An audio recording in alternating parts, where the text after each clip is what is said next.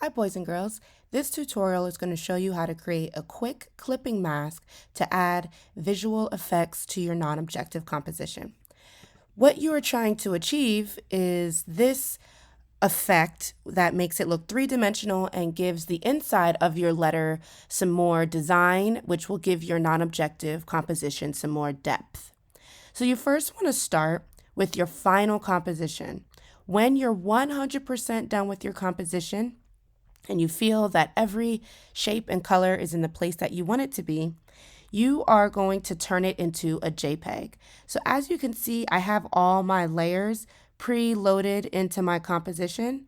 Well, now I want to flatten all of them so there are no more layers, just my composition.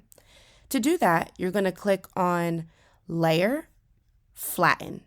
So that's first step. Click Layer, Flatten.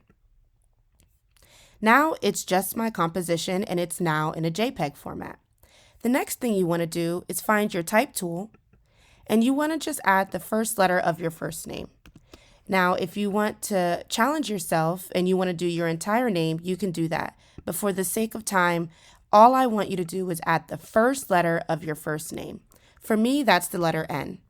As you can see, my letter N is really big, so I can change the font to make it smaller by going to the top and choosing a smaller size, or I can hit Command T and transform my N to make it look the size that I want.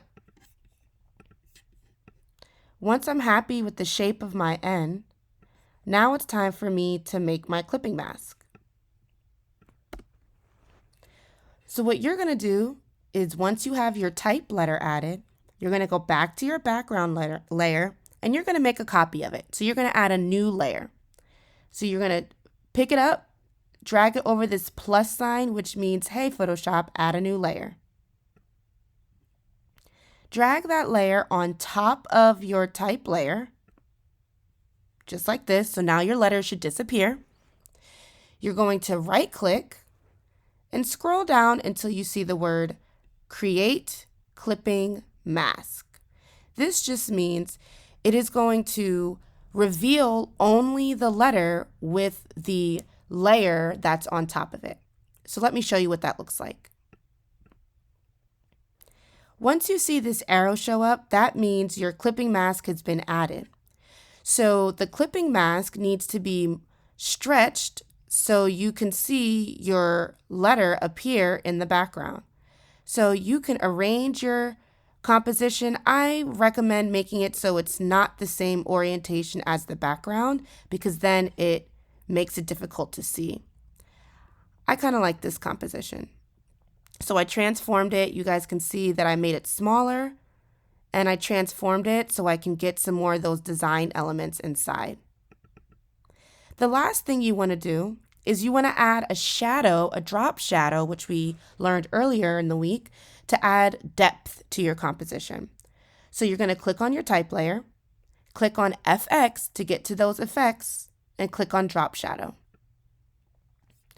A good drop shadow number would be to bring your opacity all the way up to 100, so it's black. Your distance at about 30. So you can kind of see as I add distance, it's sliding. You can also change the direction that the shadow falls and see how that looks. So I kind of like this. It's a little far. You could change the size to determine how much of a soft effect or sharp effect that you want. And once you're done laying out the shadow in a way that you like, you're going to click OK. And now at this point, you are in a good place. Your clipping mask is there. Your non-objective composition is there. So is your type tool. If you're all ready and ready to turn in your final, all you're going to do is click on File. You're going to save. So you save it as a PSD. And then you want to File, Save as JPEG to your computer. And you want to upload your JPEG for a final grade. Good luck playing around with the clipping mask and the type layer. If you have any questions, just raise your hand and let me know.